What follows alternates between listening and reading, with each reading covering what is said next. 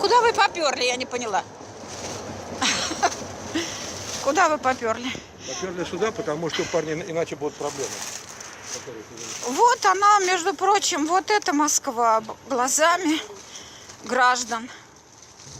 Бабка по телевизору материт Путина, правильно делает. Когда, по-моему, уже яйца бы отрезали и все причиндалы. Вот она, просрочка, вот бедные несчастные люди. И я в том числе сейчас попробую что-либо покопаться. Мне даже очень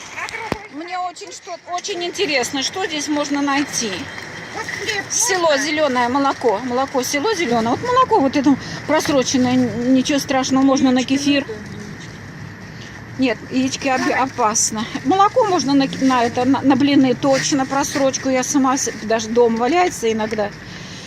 Также и кефир можно на блины, девчонки. Смотрите, вот это все можно на блины пустить. В том числе сметану особенно на пироги. Я сметану взяла. А вот думаю, сметанки взять, что ли, на пирог испечь своему любимому. Можно, да. Идите с той стороны. Беседин, вы хотите продуктов, а я собираюсь взять. Да, это Серпуховской вал, пятерочка. А что, смотри, сметана в хорошей упаковке, на пирог тебе, Беседин. Блять, охуеть, до чего Россия дошла? Да, вот сегодня, кстати, в хорошем виде продукты выкинуты, не испорчены. Да, а другой раз выбросят, все разольют тут, поперебьют, а сегодня пожалели. Девчонки, молоко берите на блины. Не бьют, они молодцы. Не-не-не, часто я иногда подхожу, смотрю. Девочки, смотрите, конечно, фарш брать опасно, а вот это молочное все, на пироги, на блины, конечно, брать можно. Девочки, берите, мои золотые.